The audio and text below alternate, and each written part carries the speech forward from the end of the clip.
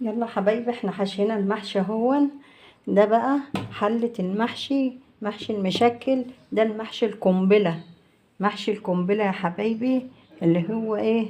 الممبار والبتنجان، ومعانا ورق الخس اهو، ومعانا الكرنب. محشي القنبلة يا حبايبي. فانا قلت بقى ايه، البنات اللي هي لسه يعني ما بتحشيش ورق الخس وما بتعرفش تحشيه، هوريهولكوا اهو. نعمل كده الحجاب كده، شايفين؟ نجيب كده ونجيب كده، كده حبايبي اهي كده. ومعانا ورقة كمان. الورقة لو لقيتوها ناشفة تقوموا عاملينها كده، تفعصوها كده كده، وايه، نلف كده مع بعض، ونلف بقى ايه الورق مع بعض كده.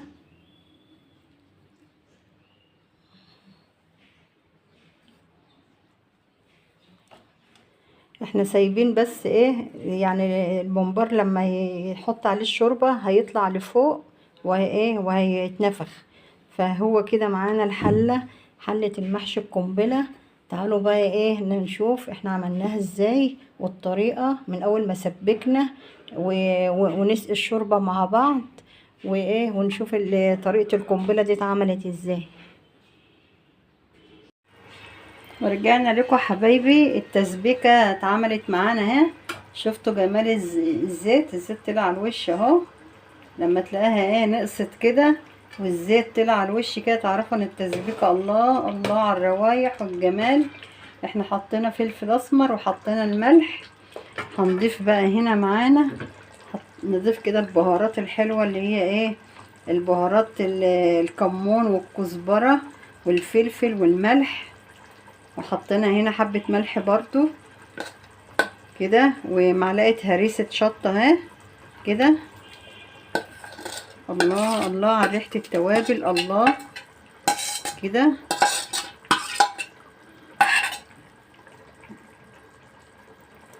نقلبها بقى كده حبايبي، نقلب كده.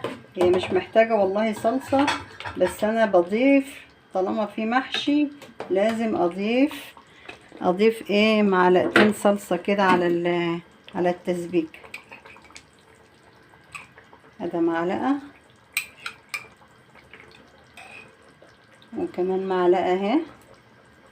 يلا كمان معلقة.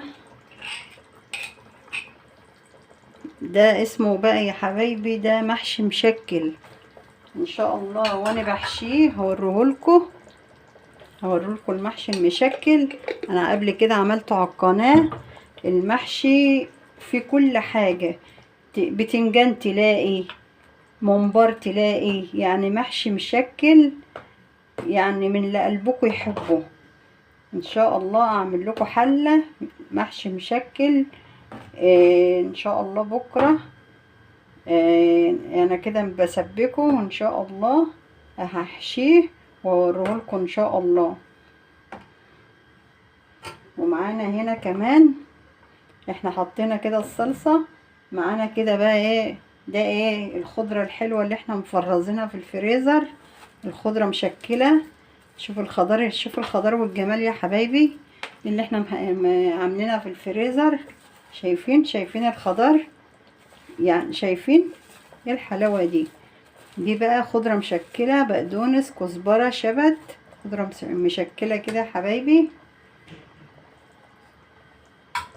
كده. الله الله، لازم الخضرة تكون كتير. انا بحب الخضرة كتير في قلب المحشي، بحبها كتير جدا كده.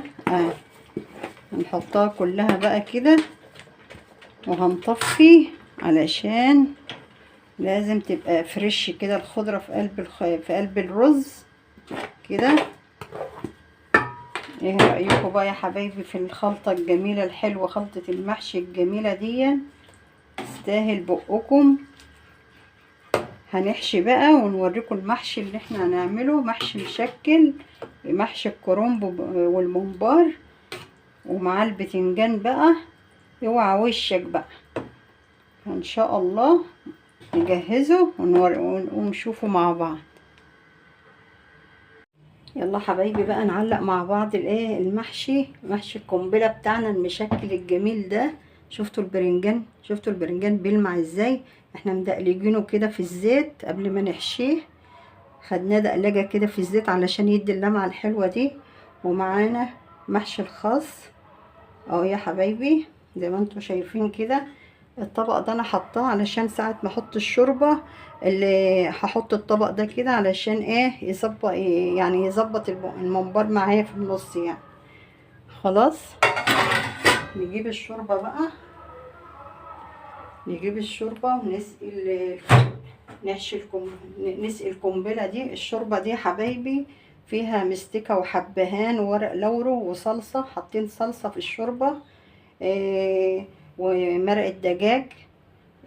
دي ميه بصلصه ببهارات بورق لورو بمستكه وحبهان وعود قرفه.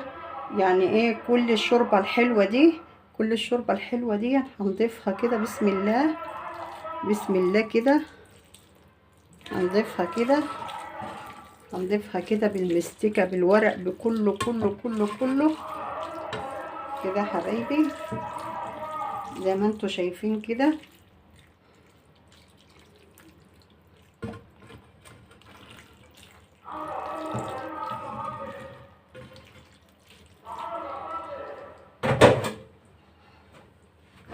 ونرج كده نرج كده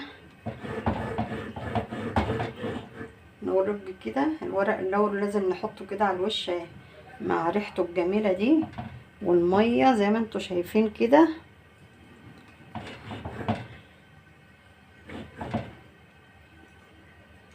والميه يعني احنا الميه عندنا الشوربه لغايه هنا لغايه وش البومبار كده. اما يغلي الميه هتطلع لفوق هتسوي ده كله ويطلع ان شاء الله مفلفل وجميل. هنحط بقى الطبق ده كده، هنحط الطبق ده كده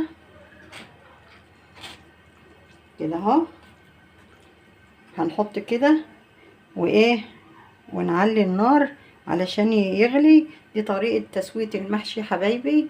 ون ايه واشوفكم بقى ان شاء الله لما ايه نغرفه مع بعض.